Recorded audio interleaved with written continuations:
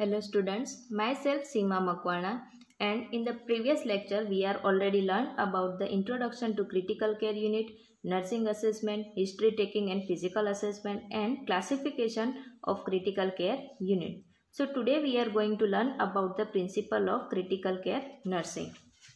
So in the principle of critical care nursing, continuous monitoring and treatment, high intensity therapies and intervention, expert surveillance and efficiency, alert to early manifestation of other organ failure and recognition of parameters denoting progress or deteriorating are principle of critical care. Critical care unit is a specially designed and equipped facility staffed by skilled personnel to provide effective and safe care for dependent patients with life-threatening or potentially life-threatening problems. There are following principle of critical care nursing. Means કે CCUની અંદર specially designed અને વેલ equipped ફેસિલિટીવાળા અને વેલ skilled staff હોય છે, જેની અંદર પેશન્ટને safe અને ઇફેક્ટિવ કેર પ્રોવાઈડ કરવામાં આવે છે. તેની અંદર લાઈફ થ્રેટનિંગ કન્ડિશનવાળા અથવા તો ક્રિટિકલ કન્ડિશનવાળા પેશન્ટને કેર આપવામાં આવે છે. તો CCUના કેટલાક પ્રિન્સિપલ છે જે નીચે આપેલા છે. એમાં ફર્સ્ટ છે એન્ટિસિપેશન. એન્ટિસિપેશન મીન્સ કે અપેક્ષા. નેક્સ્ટ છે early detection and prompt action. That means વહેલી તપાસ અને તાત્કાલિક સારવાર. થર્ડ છે કોલાબોરેટિવ પ્રેક્ટિસ. મીન્સ કે સાથ સહકાર સાથે કરવામાં આવતી પ્રેક્ટિસ અથવા તો કાર્ય. फोर्थ है कम्युनिकेशन मीन्स के बातचीत. फिफ्थ है प्रिवेंशन ऑफ इन्फेक्शन मीन्स के इन्फेक्शन थी प्रिवेंट करवा माटे. फिफ्थ है crisis intervention and stress reduction. That means कटोकटीना समये साथ सहकार अने स्ट्रेस में घटाडो करवा माटे. So first we will see the anticipation. The first principle in critical care is a anticipation. One has to recognize the high risk patient and anticipate the requirement, complication and be prepared to meet any emergency. Unit properly organized with all necessary equipment and supplies are mandatory for smooth running of the unit. Anticipation means કે anticipation એ CCUનો એક first principal છે, જેની અંદર વ્યક્તિએ અમુક કન્ડિશનનો સામનો કરવાની હિંમત રાખવી પડે છે, જેમ કે ઇમરજન્સી કોમ્પ્લિકેશન. તેના માટે માઇન્ડસેટ હોવું જરૂરી છે. CCUની અંદર તમામ જરૂરી ઇક્વિપમેન્ટ હોવા પણ જરૂરી છે. નેક્સ્ટ છે early detection and prompt action. તો એની અંદર છે the prognosis of the patient depends on the early detection of variation, prompt and appropriate action to prevent or combat complication. Monitoring of cardiac respiratory function is of prime importance in assessment. Means કે early detection અને prompt action ની અંદર પેશન્ટને cardiac respiratory ફંક્શનના કોમ્પ્લિકેશનના monitoring પરથી પેશન્ટની condition બગડતી અટકાવી શકાય છે. Next will see the collaborative practice. તો કોલાબોરેટિવ પ્રેક્ટિસની અંદર critical care which has originated as technical subspecialized body of knowledge has evolved into a comprehensive discipline requiring a very specialized body of knowledge for the physician and nurses working in the unit. Collaborative practice between the physician and nurses working in the critical care unit fosters a partnership for decision making and ensure quality and compassionate patient care.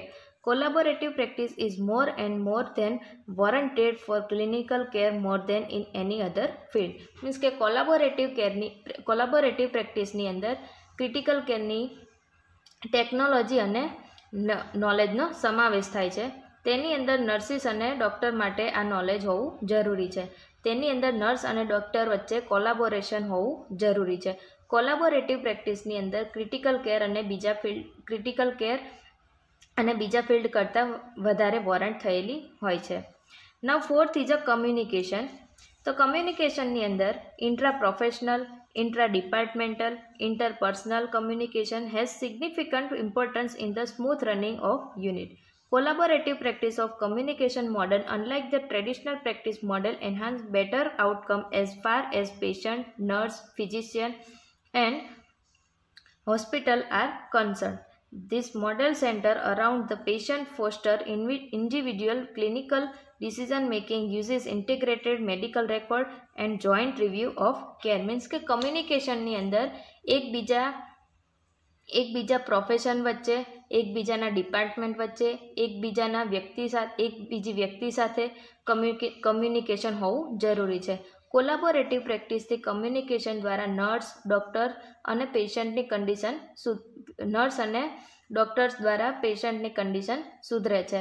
આ model એ પેશન્ટની આજુબાજુના કેન્દ્રો માટે personal clinical decision લેવાનું નક્કી કરે છે, જેમાં medical રેકોર્ડનો પણ ઉપયોગ કરવામાં આવે છે.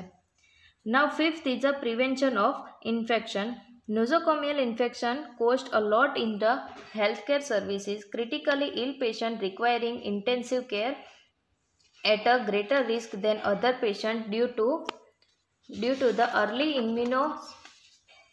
immunocompromised state with the antibiotic uses and stress, invasive line, mechanical and stress, invasive lines, mechanical ventilator, prolonged stay and severity of illness and environment of the critical care unit itself.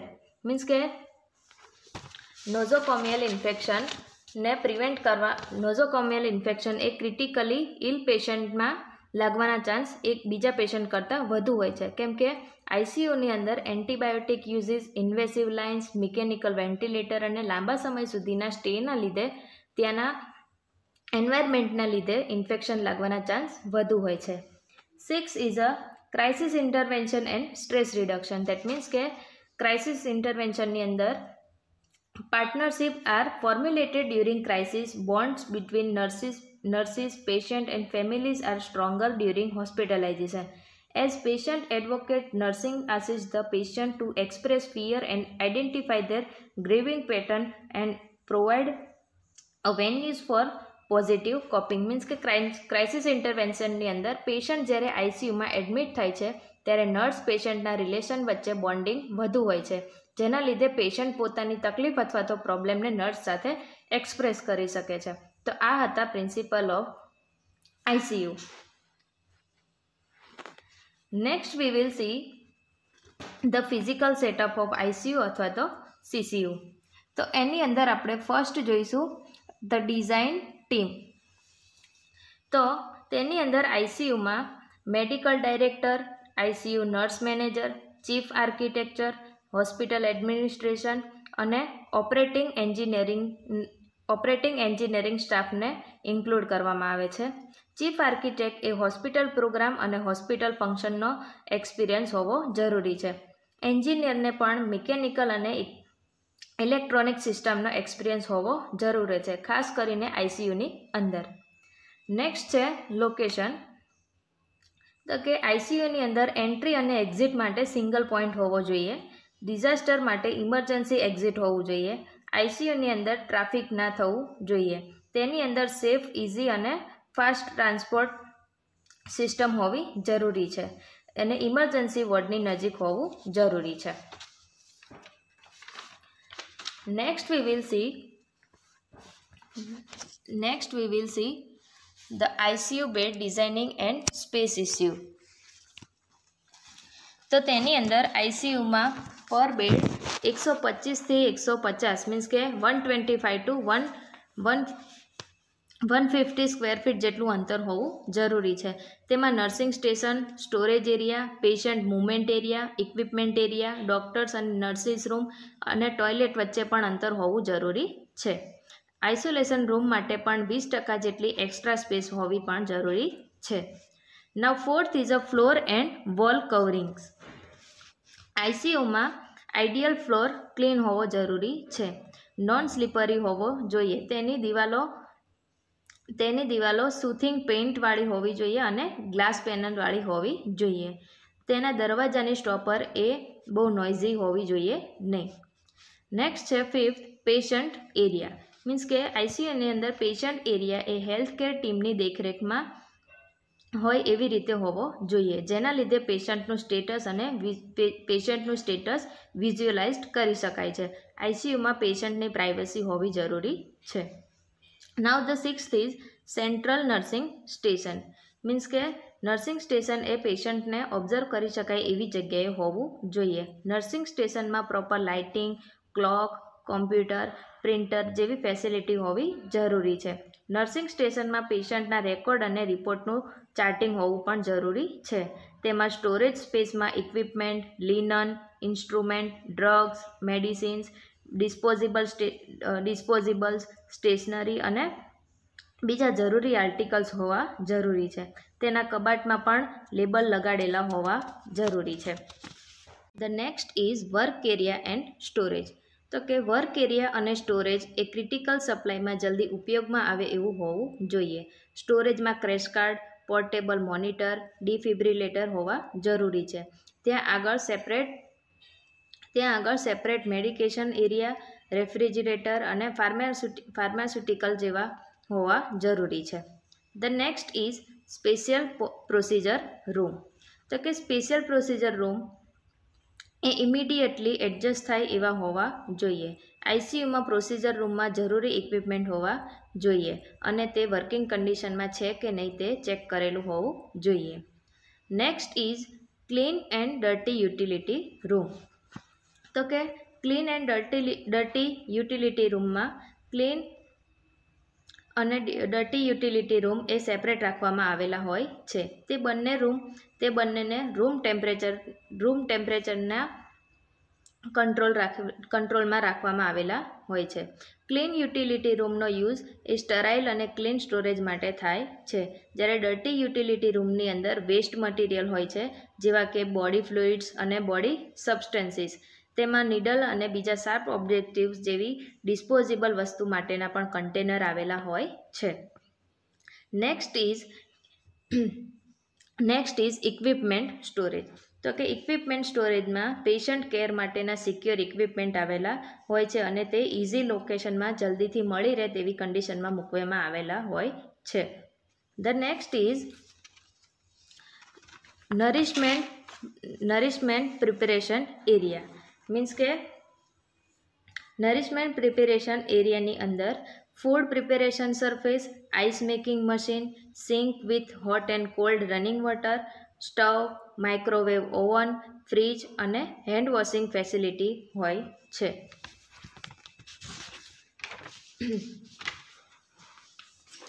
Next is staff lounge. તો કે staff long એ આઈસીયુની નજીક available હોવો જોઈએ. તેમાં secured locker facility, shower, toilet, પછી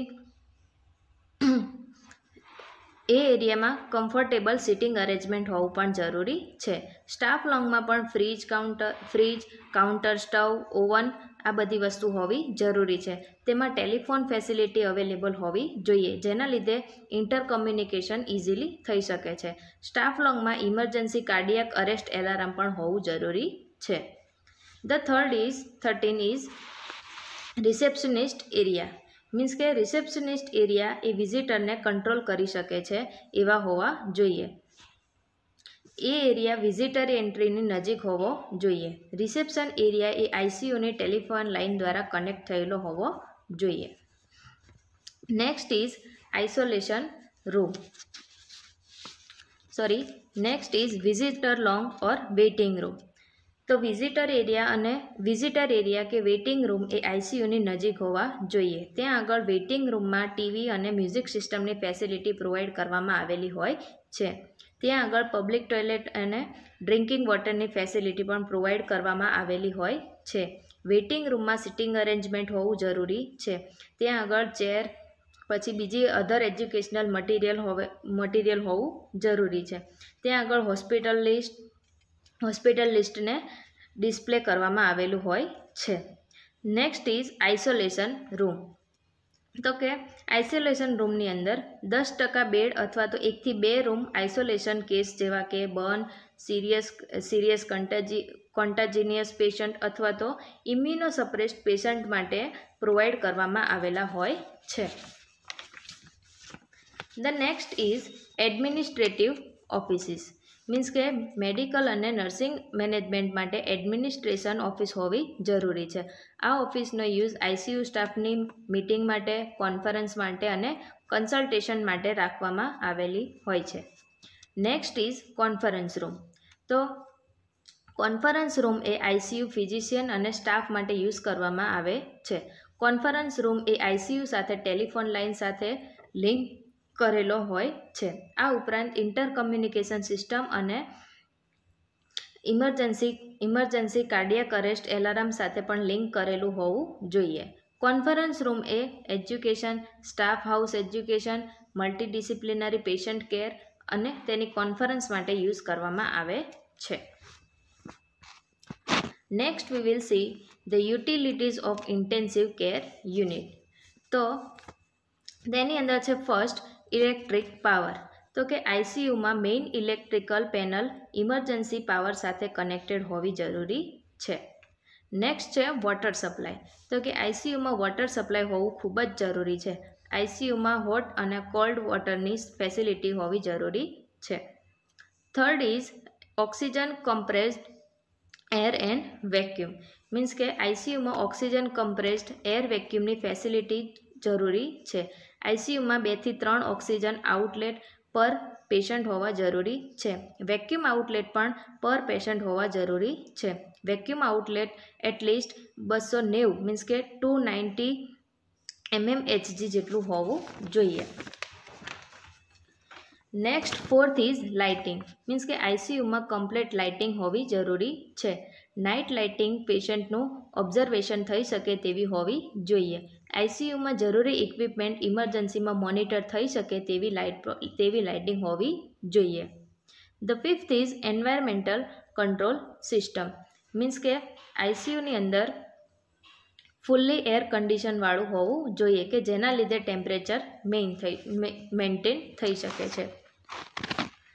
the next is staffing norms of critical care unit. Means કે આઈસીયુની અંદર અથવા તો સીસીયુની અંદર સ્ટાફ કેવો હોવો જોઈએ. તેમાં ફર્સ્ટ છે ઇન્ટેન્સિવ કેર ડૉક્ટર્સ. તો ઇન્ટેન્સિવ કેર ડૉક્ટર એ એડવાન્સ ટ્રેનિંગ લીધેલી હોવી જોઈએ. તેનામાં ક્રિટિકલ કન્ડિશનને ડાયગ્નોઝ કરવાની અને ટ્રીટ કરવાની સ્કિલ હોવી જોઈએ.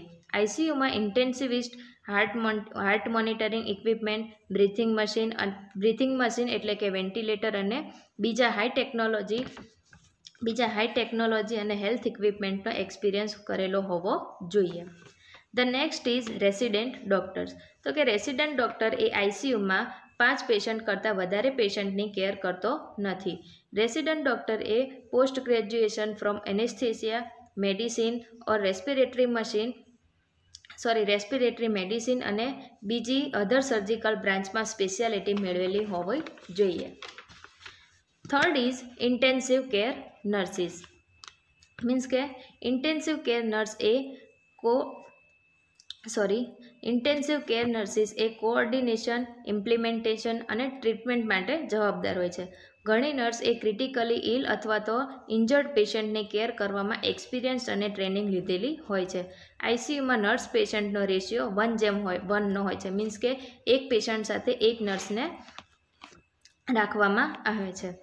Next is allied health professionals. Means કે આઈસીયુની અંદર બીજા કયા પ્રોફેશનવાળા વ્યક્તિઓની જરૂર હોય છે. તો એમાં ફર્સ્ટ છે રેસ્પિરેટરી થેરાપિસ્ટ. તો રેસ્પિરેટરી થેરાપિસ્ટ એ વેન્ટિલેટર મેનેજમેન્ટ માટે રાખવામાં આવેલો હોય છે. The second is physiotherapist. Physiotherapist A physical therapy માટે રિસ્પોન્સિબલ હોય છે, જે મોબિલિટી અને ચેસ્ટ ફિઝિયોથેરાપી માટે ઉપયોગી છે. Third is pharmacist. તો ફાર્માસિસ્ટ એ વોર્ડમાં રાઉન્ડ અટેન્ડ કરે છે અને ડૉક્ટર અને નર્સને મેડિસિન માટે એડવાઇસ પ્રોવાઈડ કરે છે. Fourth is technician. તો ટેકનિશિયન એ સેમ્પલ કલેક્શન માટે રાખવામાં આવે છે.